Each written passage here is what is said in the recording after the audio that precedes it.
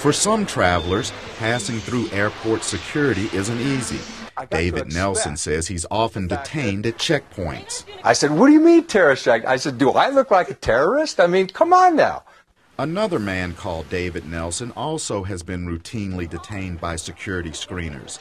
They're among hundreds of travelers named David Nelson who have been stopped because they are on the U.S. government's so-called no-fly list of known or suspected terrorists. The list has been a source of frequent complaints by thousands of innocent travelers whose names have appeared on the list. The FBI says the no-fly list is just a small part of the government's consolidated terrorist watch list, which is compiled mostly by intelligence and homeland security agencies. All the information is managed and housed here at the FBI's Terrorism Screening Center outside Washington. The agents gather and analyze information daily. They then pass it along to other law enforcement agencies.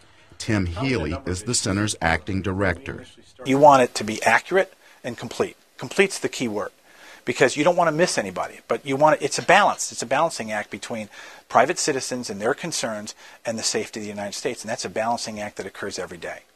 An audit by the Government Accountability Office found that the TSC's consolidated watch list has grown significantly from 288,000 entries in 2005 to 1 million entries in 2009, containing some 400,000 names.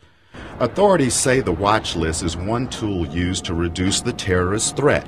Its main purpose is to make sure individuals on the list are properly screened when they're stopped by police for traffic violations or when they try to enter the country from international destinations.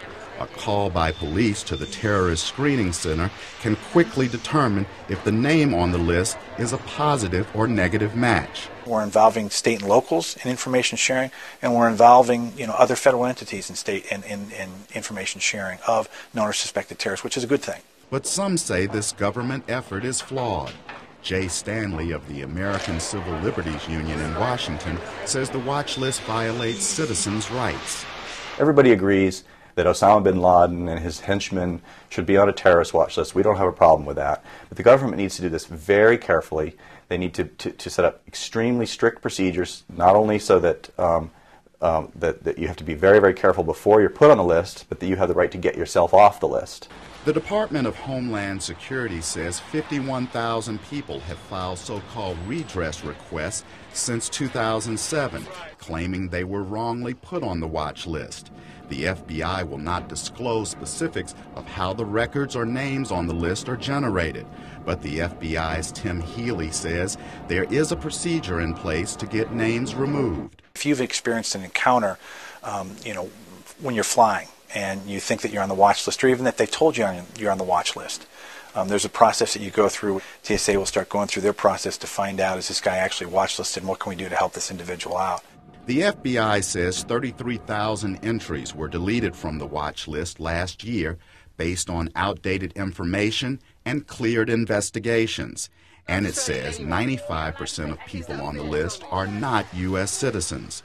But Rachel Mirapole, a lawyer with the Center for Constitutional Rights in New York, says with 1 million entries, the watch list has grown too big. Whenever you cast the net that wide, you're diffusing law enforcement resources from focusing on the individuals for whom there actually is evidence of connection to terrorism.